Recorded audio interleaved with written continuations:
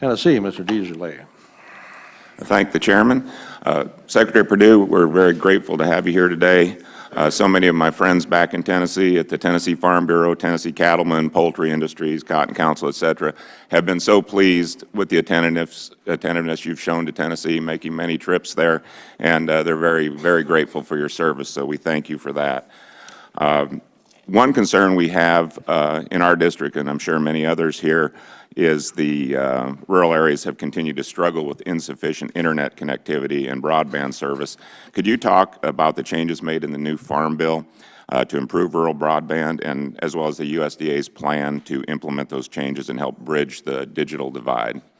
I appreciate this question very much. I think it has the potential to be one of the most transformative things we can do for rural America, to bridge the urban-rural divide with connectivity and data access, certainly in telemedicine, distance learning, rural economics of entrepreneurship, as well as precision agriculture. I think we need a moonshot of broadband connectivity all over this country, not just in Tennessee, but in every rural hamlet, field around around this nation. And I think the sooner we get there, the better off the economy of the country will be. We've taken the $600 million that you all appropriated last year and developed a very good program based on those unserved areas, not duplication for applications. People are busy doing their applications. We've given them information, and we hope to receive those applications very soon to deploy these and demonstrate to you all that USDA can get the job done regarding rural broadband connectivity. What does really soon mean? Can you give us a time frame? Yes, the application should be accepted around May 1. Excellent. As you're aware, I want to turn to rural lending for a minute. You're aware credit availability is crucial to farmers, ranchers, and forest owners.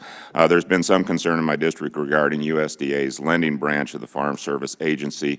What is the USDA doing to ensure FSA offices are staffed and ready to meet the needs of the vulnerable producers?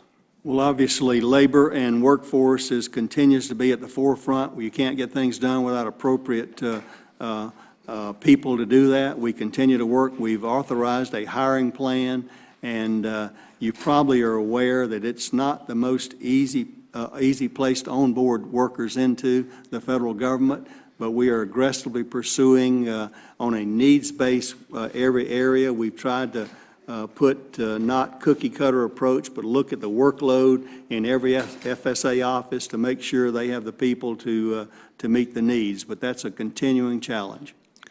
Well, speaking of labor and workforce, that's one comment I hear from constituents and employers in my district time and time again. They're very thankful for this booming and robust economy, but very frustrated about the insufficiencies in the workforce. Can you discuss USDA's proposed rule that would adjust requirements for able-bodied adults without dependence on SNAP, and how this would foster self-sufficiency and bolster our workforce? Well, as part of our previous conversation, we think, again, the helping people. We believe the purpose of our welfare system should help people to become independent rather than permanent dependency. We believe it does this with 6.5 million people unemployed and over 7 million jobs out there. We think, again, from the 20-hour a week of training or volunteer even or working, if people have a job that's they still qualify for SNAP, they'll still be eligible to get food assistance in that way. So we think we are helping people to again, move into the dignity of work and the respect of providing for their families. It amazed me that that was taken out of the Farm Bill when across the country over 80% of people agree with this concept. Whether you're a Democrat, Independent, Republican, you can go ask your constituents. People believe that able-bodied people who can work should work. Do you have any idea why there might be so much pushback and concerns on this measure? And can you clarify to help alleviate that issue? I have no clue. Well, me either. Thank you for your time.